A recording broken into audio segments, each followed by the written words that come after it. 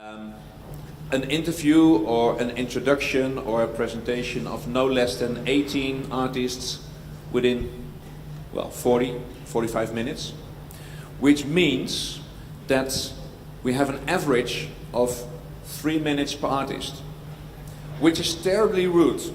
I mean, gives me a bad feeling. But if you want to know more, buy the magazine, read the text, and everything I forgot to ask, you can read there.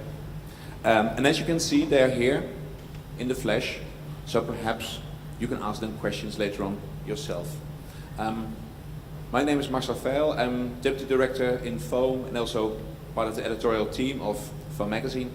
Next to me is Elisa Medde. She is editorial manager, so she does the real hard work.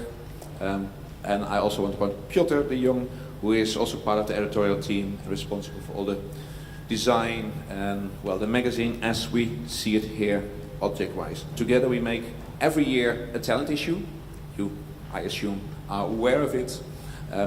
We have now no less than 24 artists presented in this magazine, artists that we think are really worth to know, to follow, artists that are talents or have talents that are really perhaps shaping the future of photography, the next generation, although they are already a generation.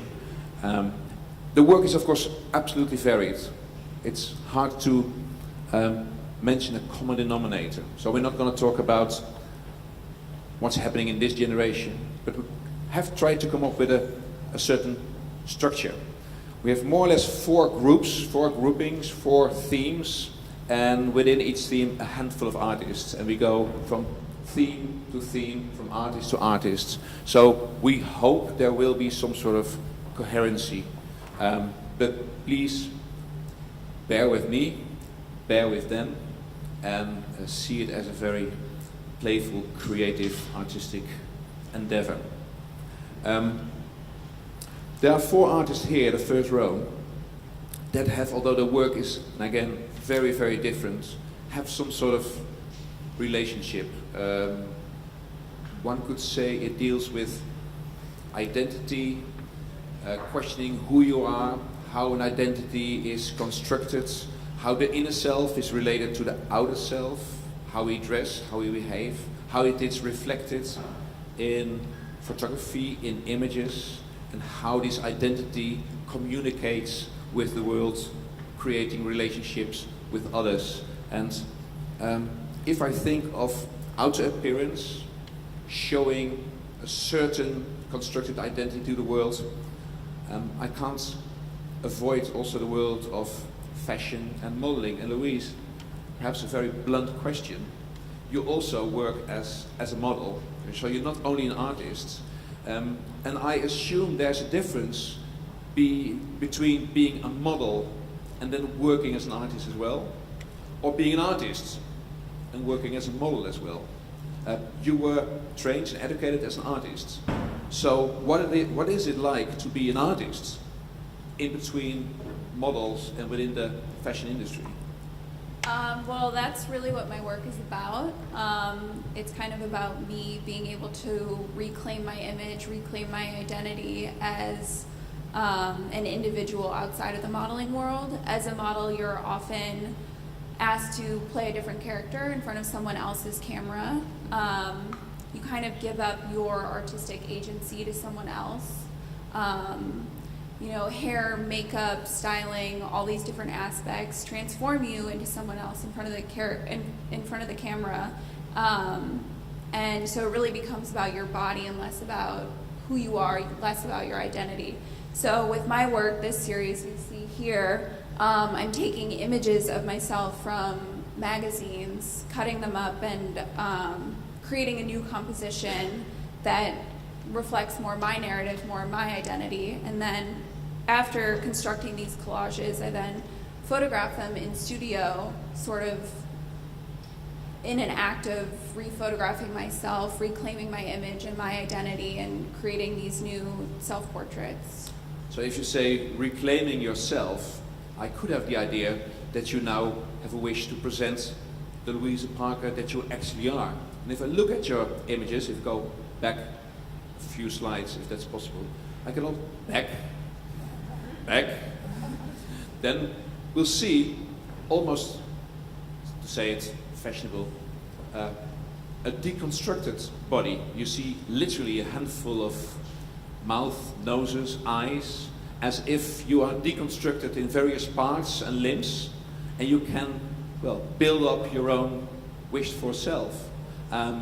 So to what extent is it really a process of reclaiming, or is it more showing what is happening with you in the world of modeling? I guess it's a bit of both. I'd say that each of them kind of narrates a certain frustration that you may find as a model. I guess, for example, like the image that you see up here on the left is, kind of idealizing like the female form, like long blonde hair, big lips, big eyes, thin. But I've translated into more of a deformed, disfigured. There's something scary there as well. Yeah, which I guess kind of reflects like an internal conflict. Or even with the hands, it's like a sense of detachment that you feel from your body when you are being photographed by someone else. But I think it's in the end, it's the act of rephotographing these images where I am kind of taking back ownership. Yeah.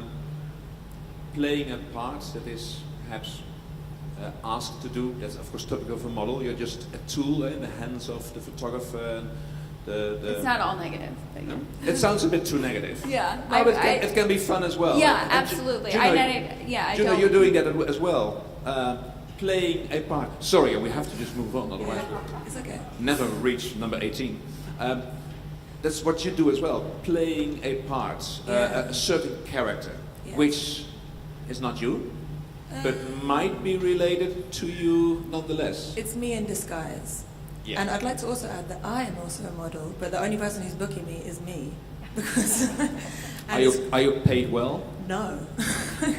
And I hate it. But yeah, I'm the model, I'm the photographer, I'm the only person doing the work. And it's great because I've got a big belly and a big nose and it can still work, so it's great. So yeah, it's me, but I gave her a name. I gave this character a name when I first created her about 4 years ago, and I called her Joyce, and that was sort of funny. It was supposed to be like a funny project to make everyone laugh, and now it goes a bit dark, and it gets a bit more autobiographical, and then people are like, is it you? Is it Joyce? Who am I looking at? And I'm like, I don't know either, so.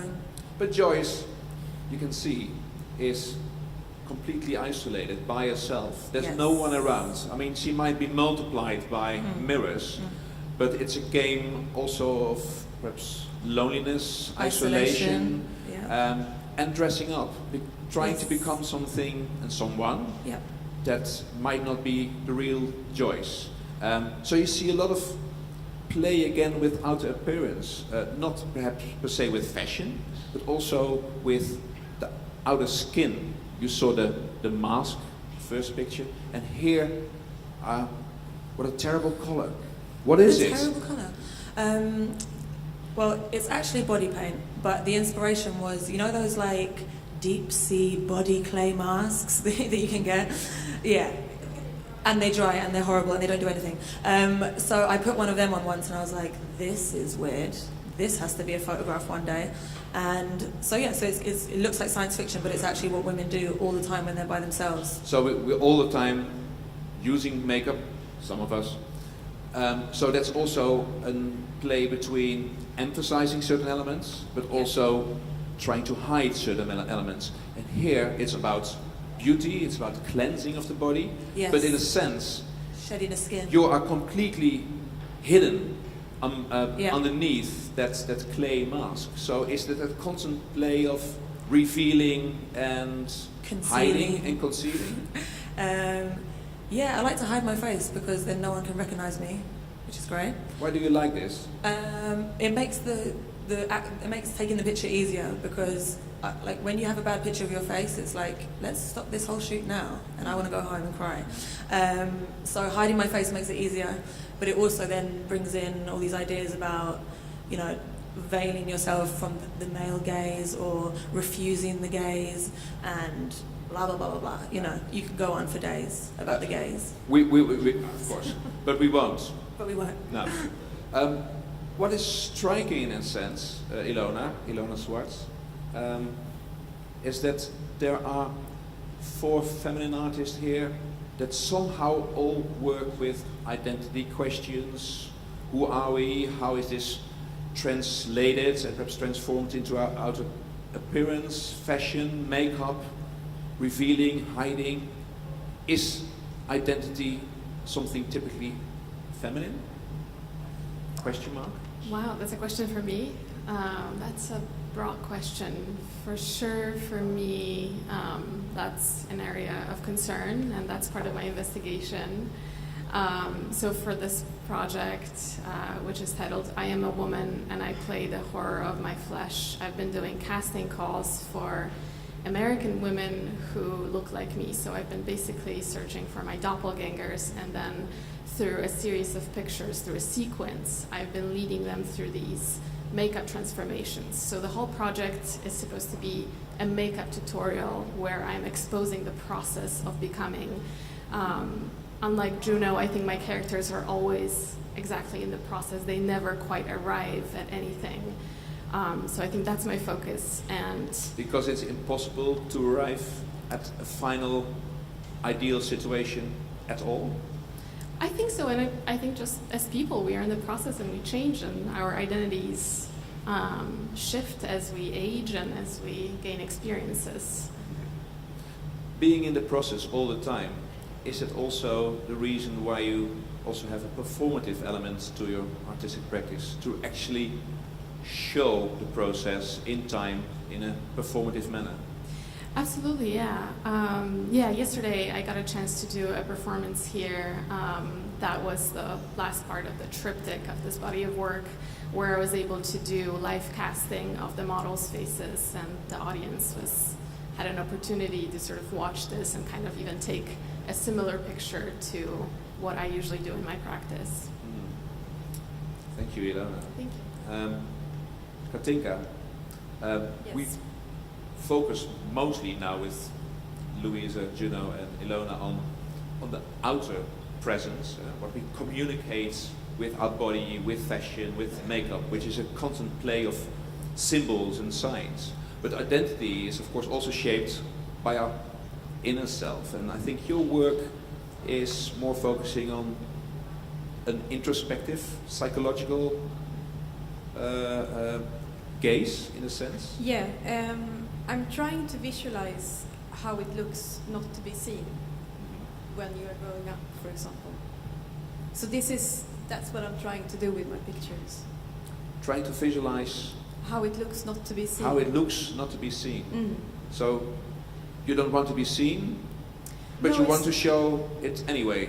No, I want to show how it could look if a person grows up and it's not seen by her parents or by the rest of the world. So it's How also that very frag- much Yeah, how that focusing fragments on an identity. relationships and family ties. Mhm. Can you elaborate a little bit on this project? What is it that we're looking at?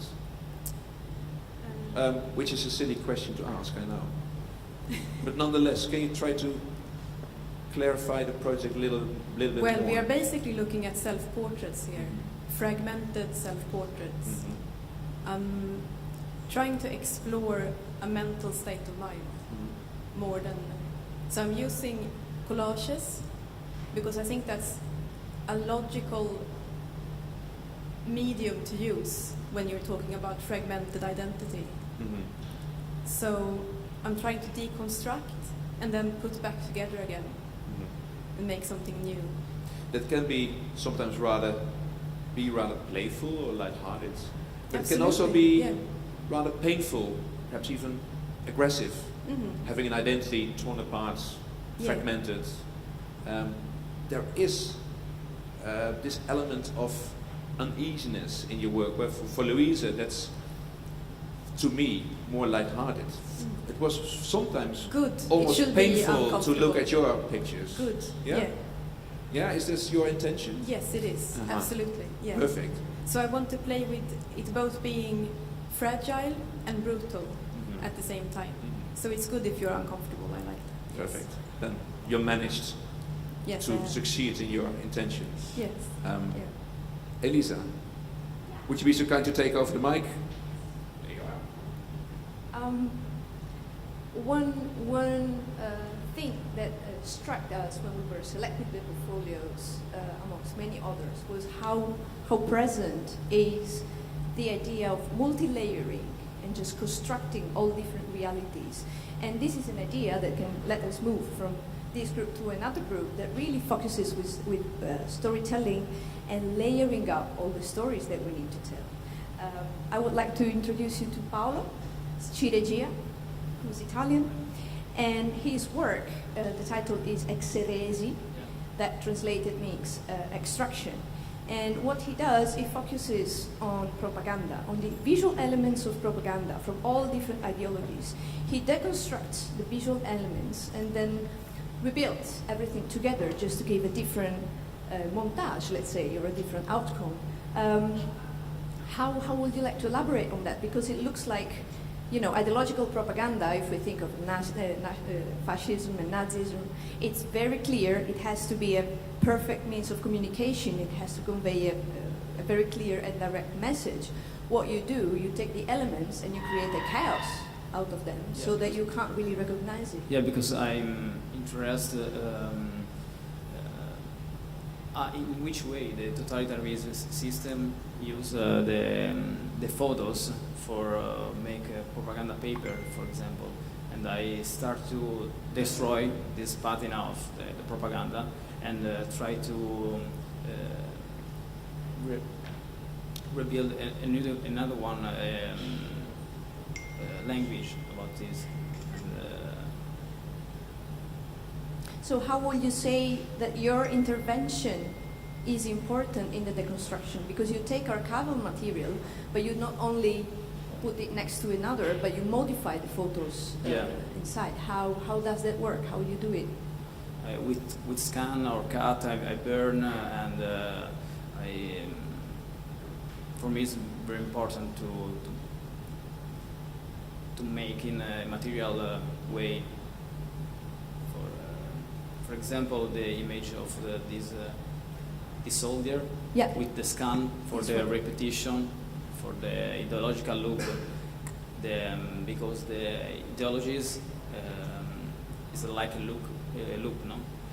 Because fascism, Nazism, and communism is almost finished, but the totalitarian system is almost here, no? Yeah. Well, it's interesting because in the exhibition space, that image that you see on the right of the spread that we have here on screen, if I'm not mistaken, you actually show it with a plexiglass undulated screen in front of it, so that you can't. Yeah, with a light, because I translate the code Morse in the code Morse light with some speeches about Lenin or Hitler, and if you see the exhibition, the soldier follow you. Okay. For meaning it's the control of the mass. Okay. Well, it's interesting because from a reflection to the past, totalitarian regimes, that of course you have the strings that keep on today, we get to Felicity Hammond, and your work speaks about the capital and capitalism and our growth, that for a certain period of time we thought it was going to be unlimited. Looks like it's not. How would you like to elaborate on that? Please keep the mic to your mouth. Okay, how's that? Is that okay? Really close. So I mean, it's interesting, I think, as well, you're sort of talking about history as well, because so much of the work that I'm making is looking at both the archaic and the futuristic, and my collage works particularly are trying to make relationships between both the past and the present. And I suppose collage, again, like it was mentioned, is a kind of way of doing that. So for me, this idea of the capital growth you know, I was thinking a lot about this idea of cultural capital as well. So it's also slightly a play on that, thinking about the way in which culture has a big part in that. So a lot of what I think about is ideas of urban regeneration and the kind of the role of the arts, the role of culture in that. And the idea of capital, so capital both, you know, we think of the urban centre, we think of the city, we think of a place that grows, but we also think of its monetary value as well. So for me, I'm thinking about the way in which, you know, I'm sort of taking these utopian images that kind of point towards a future city, but trying to actually think about perhaps when we look into the future, we're looking at its demise, or we're looking at perhaps a more dystopic view. Yeah. Well, what's also very interesting to me is that, of course, we're looking at collage and multi-layered surfaces, but in your work, the object has a very strong room and place and importance, because we're not just looking at the bidimensional images, but when I saw the setup at the Gallery at South Kiosk in the Transformator House, the actual objects and how you construct them then really help to complete the picture, so to say. How is your relation with the commodity in that sense, with the photo as a commodity or the work of art?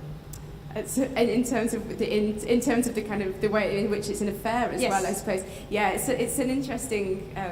It's a conversation that could be a talk in itself. But you know, I think for me particularly, I mean, if you see the work on the stand, I'm showing these kind of photo sculptural objects, and the photographs are actually images that I have taken of rendered images that architectural visualization artists have made. So the rendered images that almost shroud these ex-industrial spaces. So by taking a photograph of that, which is actually an image which was never a photograph in the first place, but is mimicking a photograph, which again is another talk, I think, you know, we're taking this thing that is a commodity and then reforming it, remaking it, and then selling it in a fair. So for me, this obviously it's super problematic. But as an artist, you have to work out how to talk about your social and political concerns, and you have to work out how to fund that. And it raises questions. Yeah, it does raise questions. Yeah, and especially for me, thinking about this idea of the role of the arts in this whole idea of urban regeneration is a big part of my research. All right.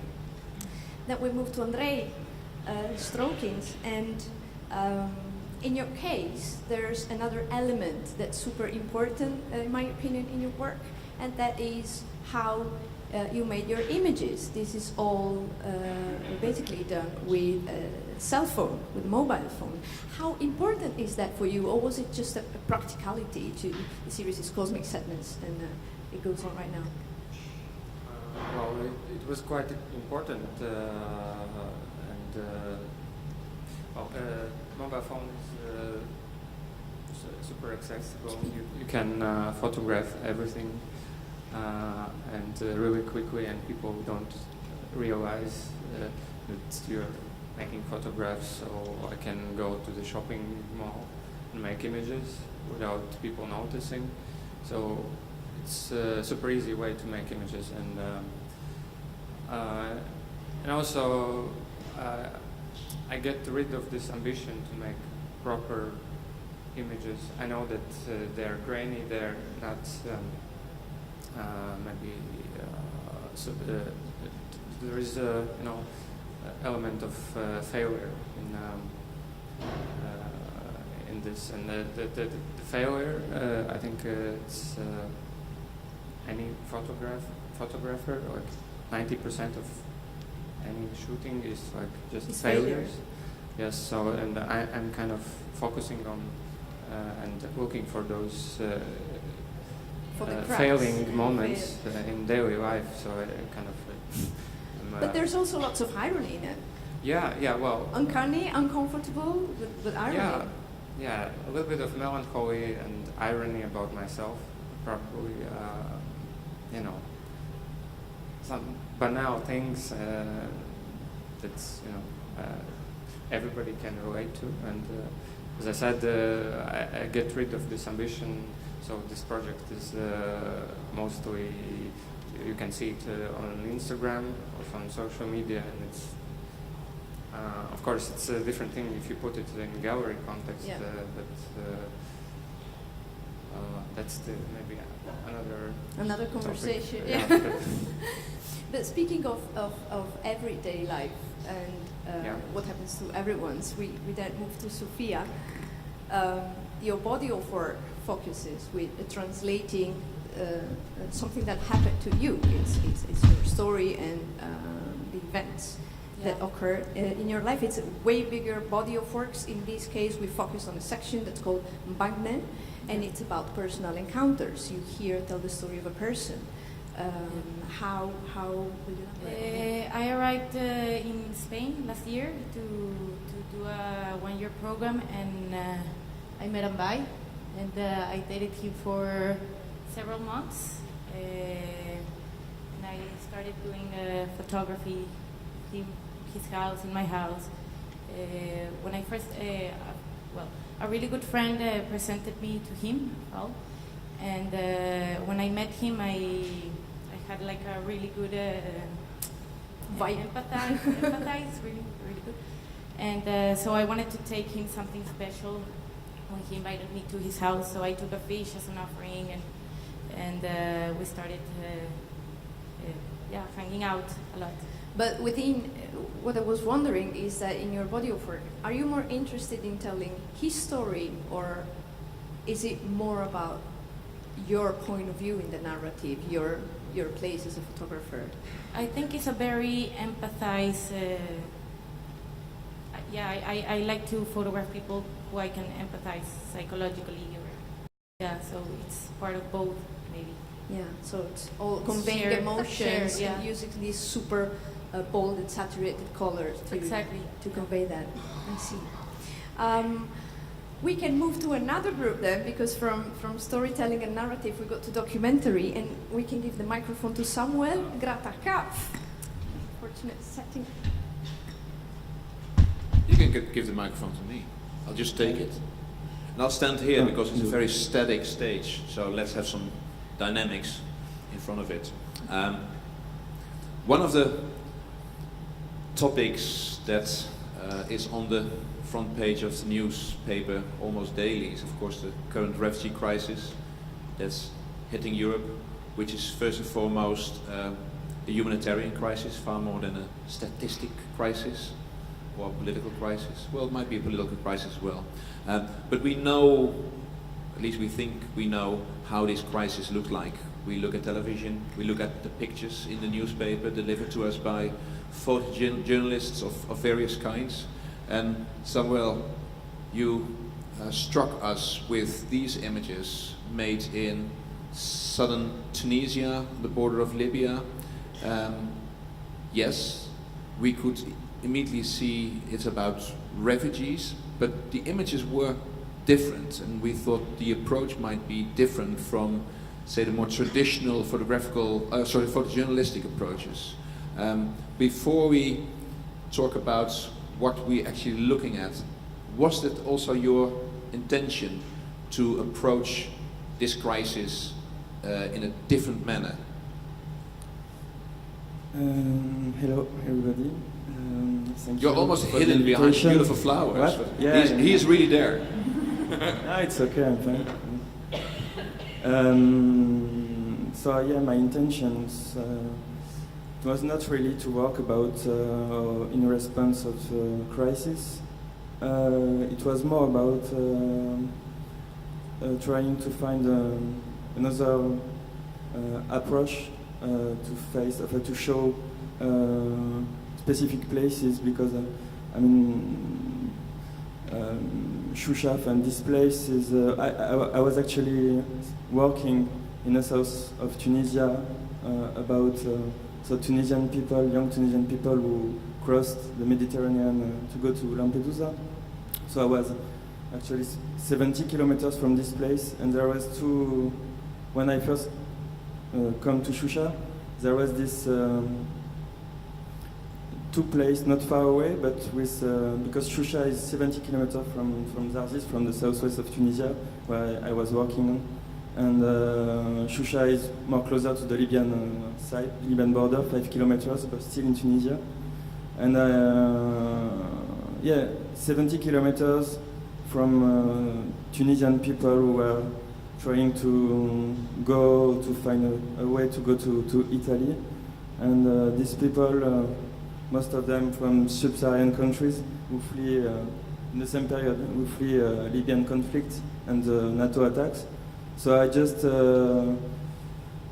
decided to change a little bit my approach and to make an immersive project. I started from the beginning. I just wanted to stay here 6 months to make my project. I work as well. I was a volunteer for an NGO. I've done some photographic workshop with youngsters in Shusha, and yeah, I just decided to stay 6 months to make this, and at the end I stayed a year, and the project continue for 2 years actually. So it's 2 years project to just follow the story of these people and try to make something. Most of the time, photojournalists or photographers try to focus on these moments when the human tragedy is at its high point, because it's really dramatic. It seems in your work that it's really focusing on a low point, when there's nothing to do. It's far more about boredom, being stuck there, nothing to do, in a desert, bloody hot, nothing around. So being in the camp, the human tragedy is that there's nothing. And perhaps that's the crisis. Am I correct to assume that this was one of the focus points? Yes, there is nothing and there is something, because there is life, there is some people who organize themselves. Actually, a refugee camp, it's reorganized completely the society around and the place around, even if it's the desert. The camp is 25 kilometers from the closer city. And so the city, they were connected by taxis, so people could go back and forth to look for work or daily workers or something like that. So I just wanted to. It takes time for me. It took time to find a good image. The first 2 months I could not make a good picture. I was far away from the people. It was just an overexposed place, bright lights, people far away, and after that I become more and more closer to the people. It's not an intimacy work. The people I was with, I live with inside the camp, you could not find them in the pictures, but they were influenced a lot the way I photograph, and I'm trying to photograph the others refugees. And the things which were important as well during this project, it's to give la parole, the words, to give the people the possibility to talk and it was an experience for me to meet the people and to let them say to me that my work is useless. As well, because when you're a photographer and you're making long-term projects, as you say, okay, I'm not photojournalist, I'm not putting this on the first page. I was not actually, because now I became photojournalist. I'm changing a little bit the way, but when you're doing a long-term project, you can see that photography is useless in the moments that you're taking it. So. And the lives of these people, the refugees, are touched, influenced, dictated by these anonymous powers, unseen dynamics. And if I move to Antonio next to you, you're focusing on a different part of the world, a world in which there was a crisis before, but it seems to be slowed down, perhaps even forgotten, justified or not. And it's also about the tension between the individuals, the individual lives of people on the ground, and an anonymous, detached power that influences their life, perhaps almost on a daily basis. And that power is visualized, represented by the thing in the sky. And it's in Afghanistan, in Kabul. Yeah. Kabul. What is it that we are looking at? That one is a drone. It's a drone set up in 2007 in Kabul by U.S. Army. And it's a balloon. It's a balloon, really huge one, really big. It's called PSS. That means Persistent Surveillance System. And it's like flying on Kabul. And actually you have one in Herat, one in Kandahar, and which is in the south of Afghanistan. And then and it's controlling everything. It's looking at everything, like it can control and follow at least 16 subjects contemporary at the same time. And this is the big eye in the sky. Yeah, this is the big eye in the sky. It's called remotely controlled. And but we are using the same object, the same drone, also in Rio for the Olympic Games. And now it's used also on the border between Mexico and US. So it's something that is,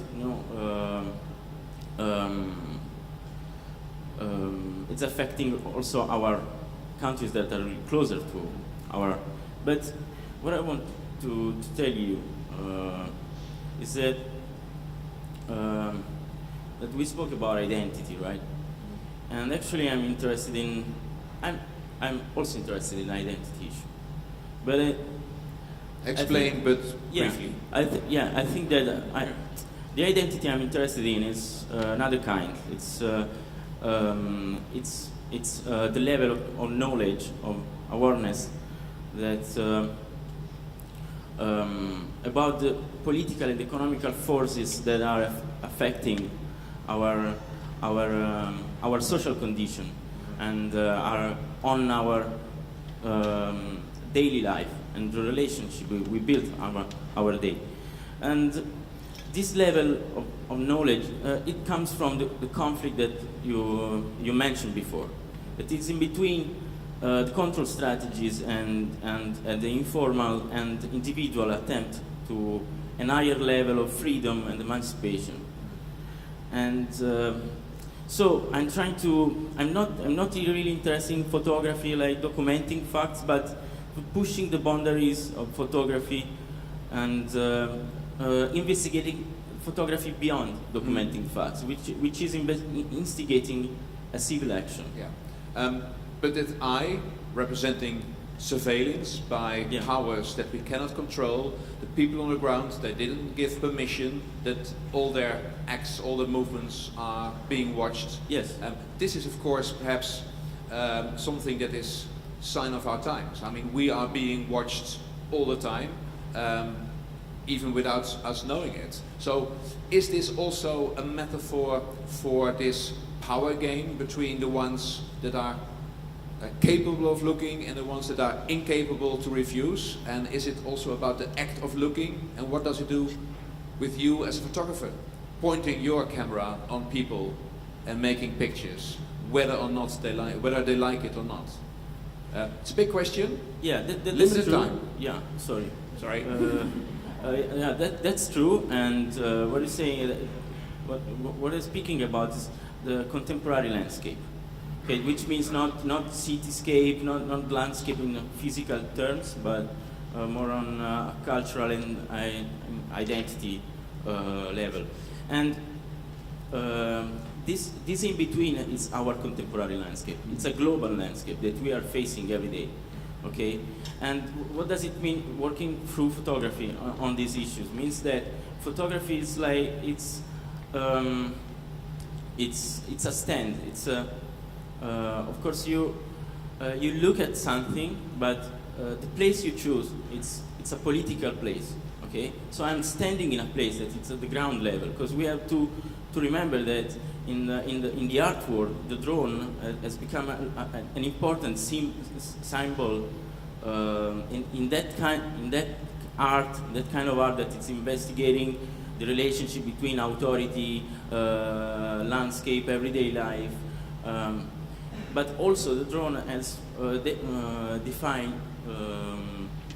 determined a distance between us and the reality we are living in.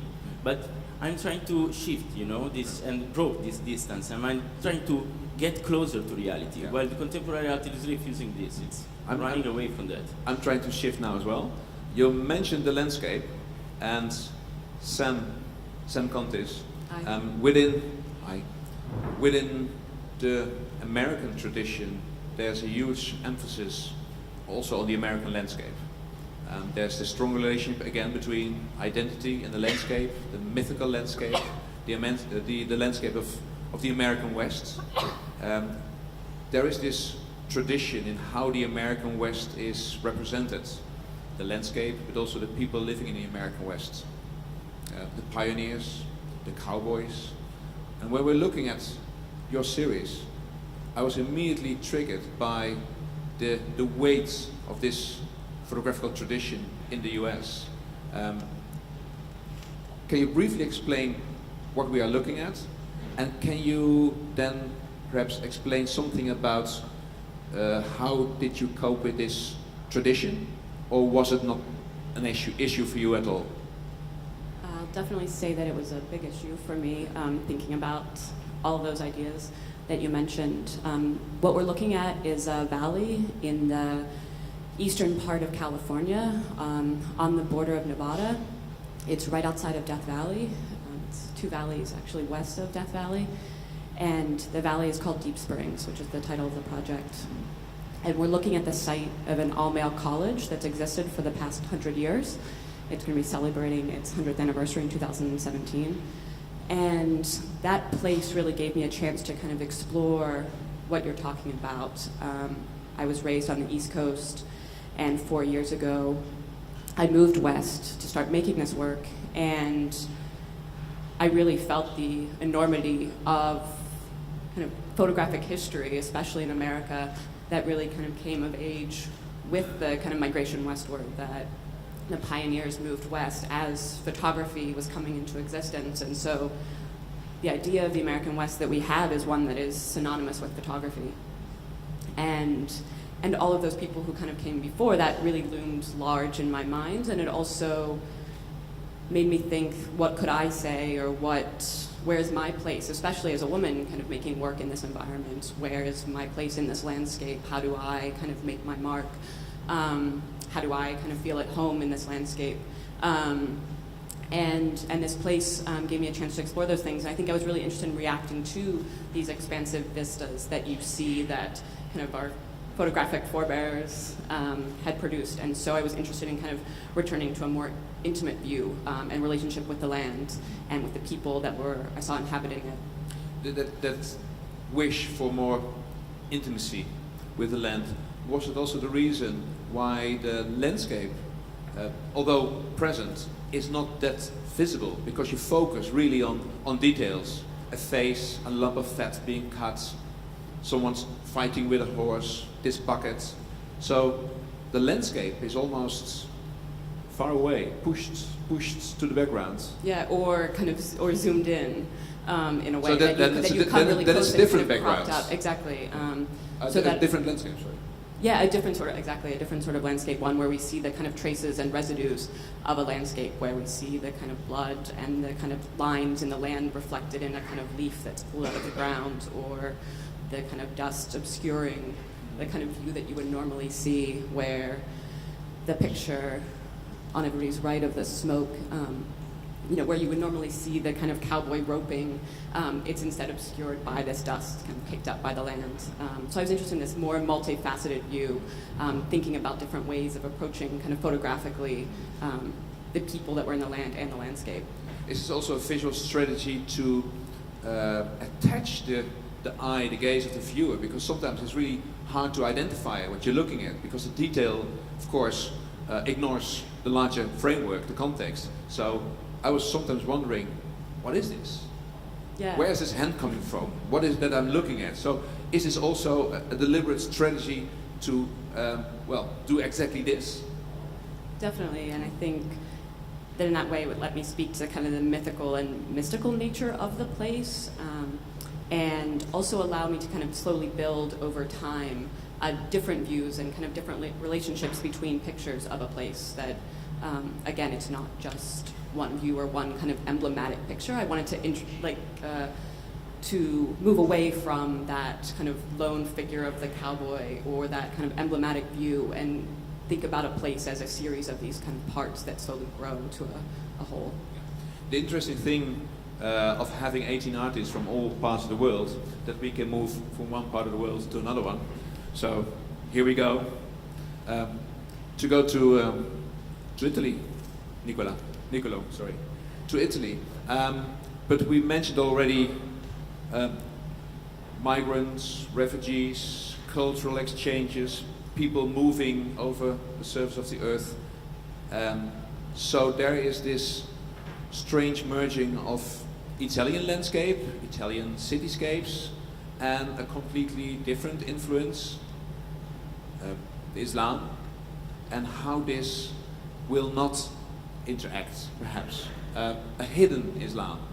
So we're looking at people, obviously, praying, but obviously not in a mosque, at least not as we know it.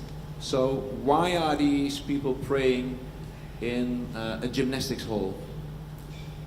The project is, well, in this case specifically, it's a community in the northeast of Italy. So in Italy, Islam is not officially recognized by the state, and therefore it's not allowed to build a mosque or to call a place of worship, an Islamic place of worship, a mosque.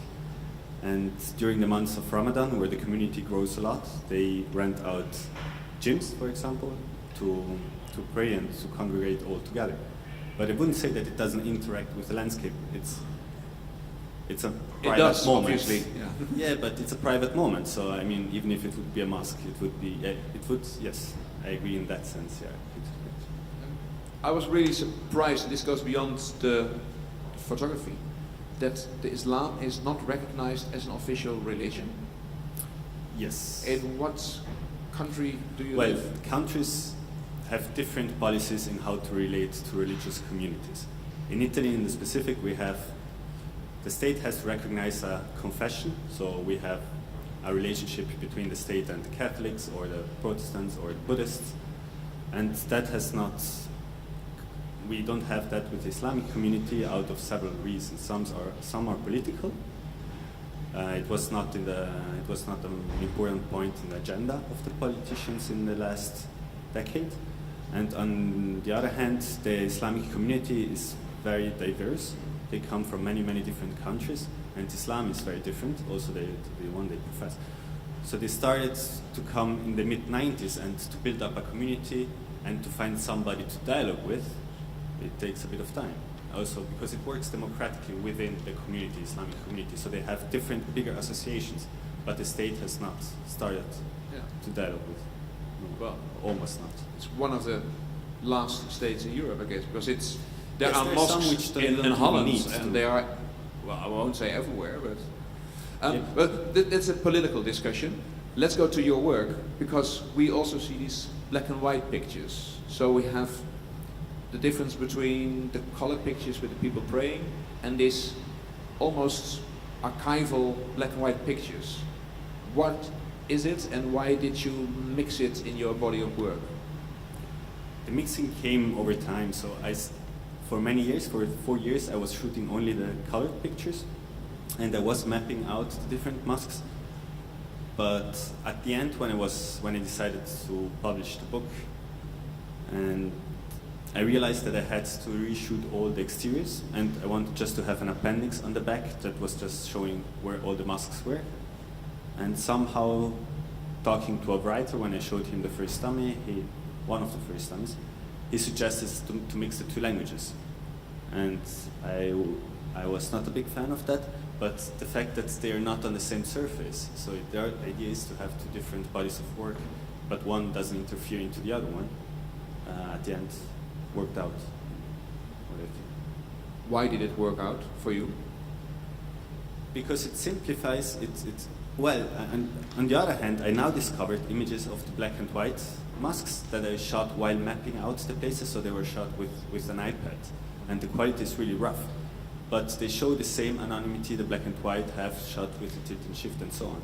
And so I don't think the black and white is so essential. It was more a conceptual approach in deciding to show more how it is perceived from outside and how something intimate is much more complex. Yes. Thank you. Let's move on over the surface of the earth and the surface of the stage to Stephanie Mosshammer. Welcome. Just to make sure, the left picture. The right, sorry. The left will, Bobby will deal with that later. Land of Black Milk. What a poetic title. Which land does it refer to? Well, the series is based on Rio de Janeiro, and I spent there like 3 months. I lived there, and I mean the title actually refers like to the if you Rio is so diverse in so many facets and really like full of contradictions. So like content-wise and visually-wise, I was trying to capture that. Like most of the pictures are actually visualizing a few of the favelas there. And I think if you think about Rio or the favelas anyway, you have like already a lot of cliches in your head and a lot of like pictures. So it's also dealing with like the perception what you maybe already have and like going there and trying to like make a piece of work that maybe doesn't really represent all these cliches. And yeah, I guess with my work it's also a lot about I mean I have a photojournalistic research, but in a way how I work is more about like the interaction in a place, and a lot comes from the process and from the development there. And yeah, so when I went there, like when I got access to certain favelas, and I mean you have to understand that these places are still, they're like the little universes there. They're so like different to the rest of the city, and they exist like with their own rules and their own like dynamic, and you never really can figure out what is really going on there. And for me it was, I mean I think it's more like a visual view what I had. I would never say this is like how it is. So but yeah. What really struck me in your pictures was the almost surreal, dreamy atmosphere. And of course you can try to analyze it. What are the parameters that created that atmosphere? And there's this constant play with also the surface, with depth or the lack of depth, and also the use of color. Can you elaborate a little bit on this? How did you formally approach your picture in order to create this very specific atmosphere? Well, I mean, I think this kind of like surreal settings, they fit how the place somehow is. I mean, it's real life. It's with I deal with a real place. I deal with real people, but still, how I felt Rio, or like especially certain places I went there, it's somehow really surreal. Like how it works, the structure there, the dynamic, and so in case of that, I was searching, of course, of these like surreal settings, and also like I'm pretty much interested in like the dialogue between the pictures of like, I mean, it's interesting how actually Form was selecting the images and putting it in a magazine, because when I edit my own images, I mostly do it in a book form, and I'm pretty much interested how they go together and how they like the images talk together. So yeah. Are these images staged in a certain extent? Staged, I mean, for example, like left one is Vanessa, and I mean, stage 3, I didn't like what she's wearing or like how she looks like. She came like that. I met her there she lives in a favela in Santo Amaro, and I did not tell her anything like how she should dress or like how she should be. It was just a kind of natural setting, but of course the background is like set up for me. I mean, I think it's in between of like staged images, but also like natural settings. I actually don't like to stage too much. It's not the way I work. But I think it's in between. Like it's yeah. Thank you. We're completely running out of time. I hope you agree that this is an acceptable thing to do. We go to the last 5. I hand over the microphone to Elisa. Try to be as quick as possible. I already have to apologize with the last group. When we were thinking of how to set up this conversation, we were really looking for red lines. How can we find the path that puts in a conversation all these bodies of work? And when we were looking at this last fellow bodies of work, what we were thinking of was time, formality, aesthetic, composition, all the features, the physical features of the images, and on how they contribute to the messages that each photographer wants to convey. I would like to start with Alexandra, because with you, the title of our work is Substance of Time and Space, and time is really something that's hugely important in this work. Would you like to elaborate on that? How do you deal with time and how that interferes with what you do? Or it's used? Yeah.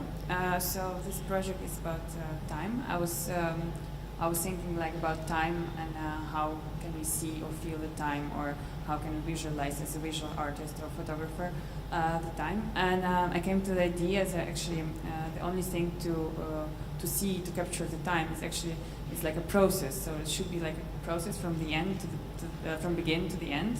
And this process will be like a time sequence, so it will be like time. I tried to find like something which is very, because time we can see, it's something invisible. But I found that photography actually can be the medium to make it visible. I just photographed a full glass of water every 6 hours to capture actually the evaporation of water. So from the beginning till it was evaporated. It took. I made like 154 images. So it's around 2.5 months, like 2-3 months.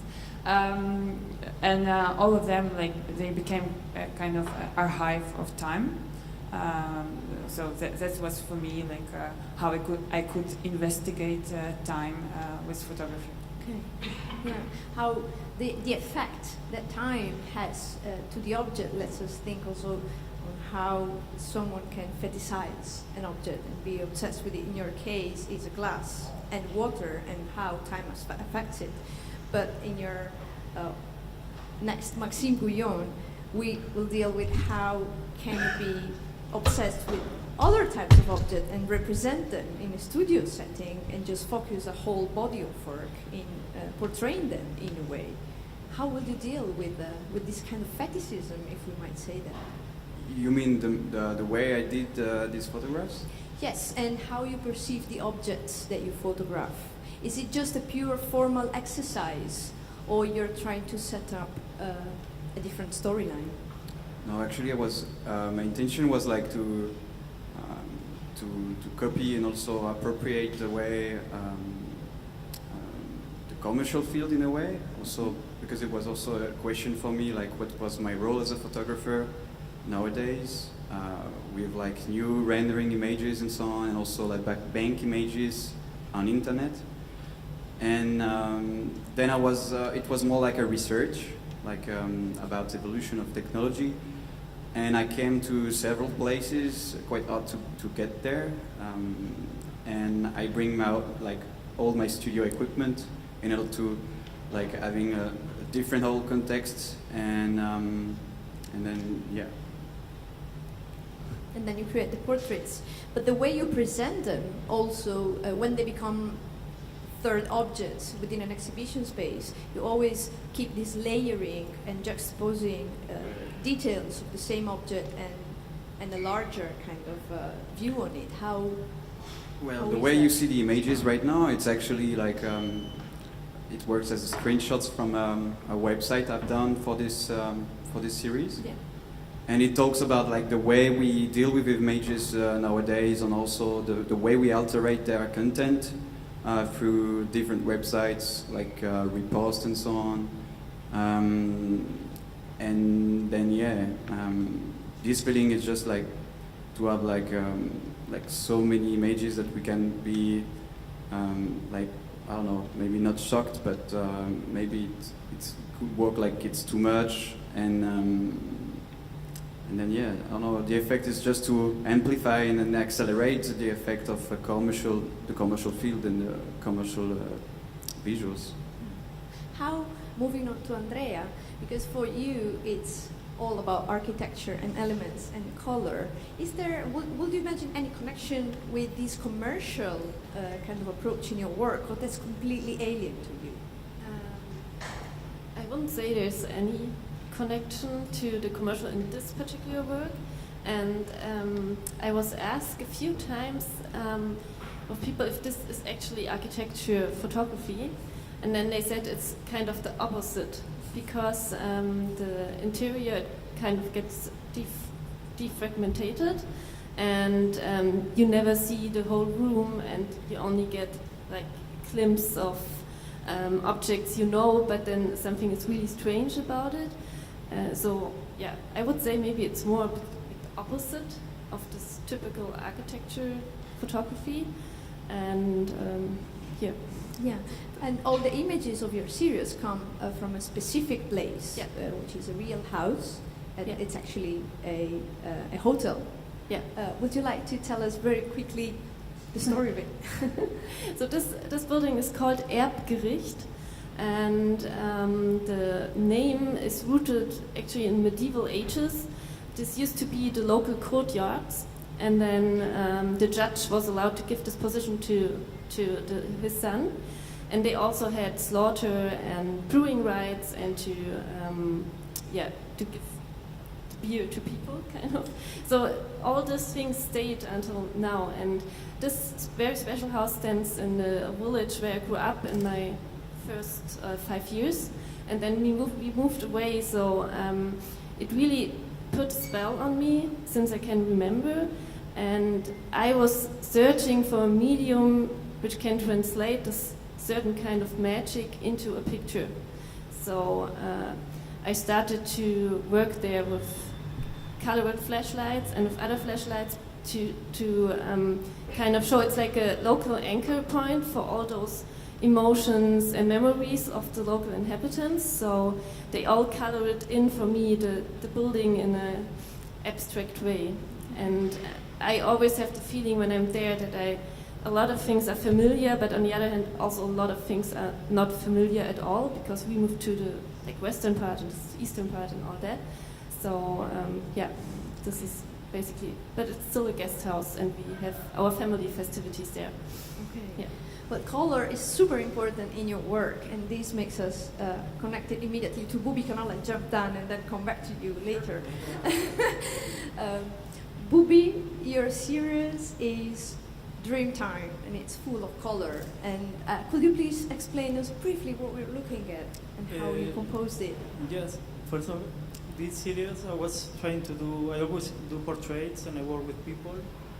And for these specific photos I was trying to do a still life, I was playing with some objects, trying to do a still life.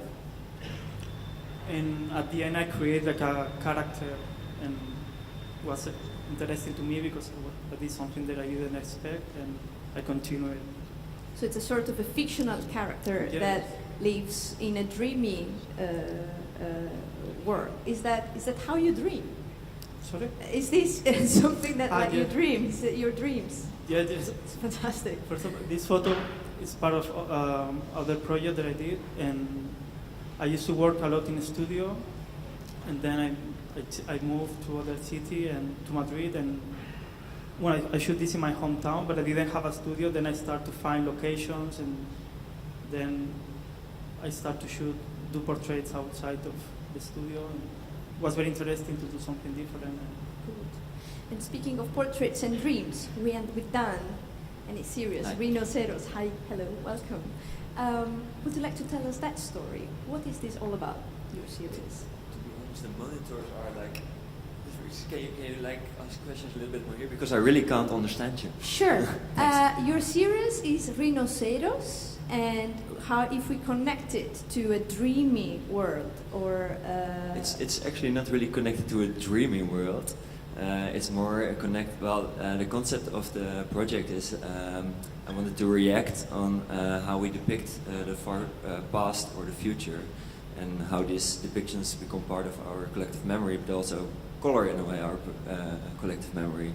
And the photos are reactions on that. So it's the starting point is non-fiction, so it's not really dreamy. Although they look dreamy, I guess. Yeah, they have. Well, they have. You know, this imagine past and just imagine mythical sort of landscape and environment. For us, when we're looking at their portfolio, that was something that we immediately connected to an oniric sort of state of mind. But yeah, it's interesting that you say that. For example, the landscapes are inspired by 19th century engravings from a book called The World Before the Creation of Man. And the engravings have this biblical pictorial feel to it still. Yeah. And those photos are inspired on that. And in a way you can say it's dreamy, of course, those engravings. I mean they are not accurate at all if we see them with our 21st century knowledge. How did you make the landscape images? How did you construct them? They are photographed on a place where there are supposed to be still flora from before the creation of man.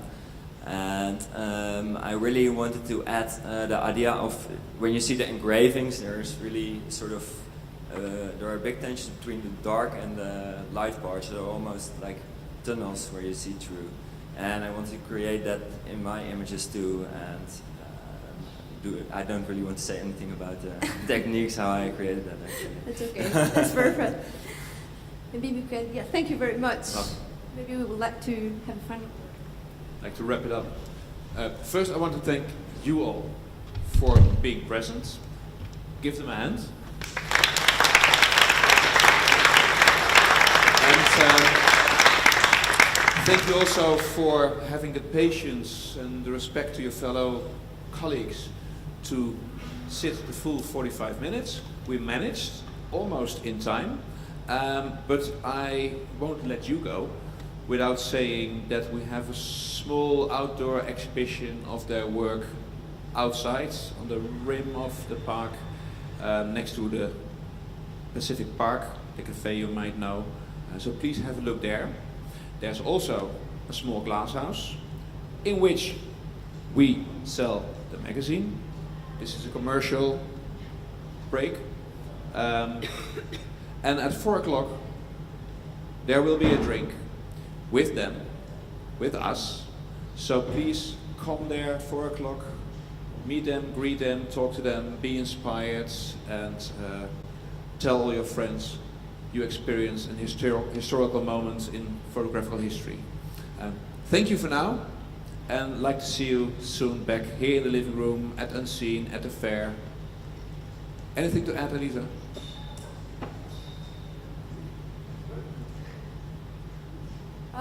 Just a very quick last word. We have the aim and the mission as from with the talent call to nurture talent, and we spot it and we follow them over the years. In one of the talents from the edition of 2012, Antonio Zambardino, a very talented photographer and photojournalist, unfortunately passed timely this year in May. And we just wanted to remember him in the latest issue of the magazine as someone that really made. It was the first edition of the talents here at Unseen, and they came and they all had the interview. So this is just a small respect to his memory as well. Thank you. Thank you again.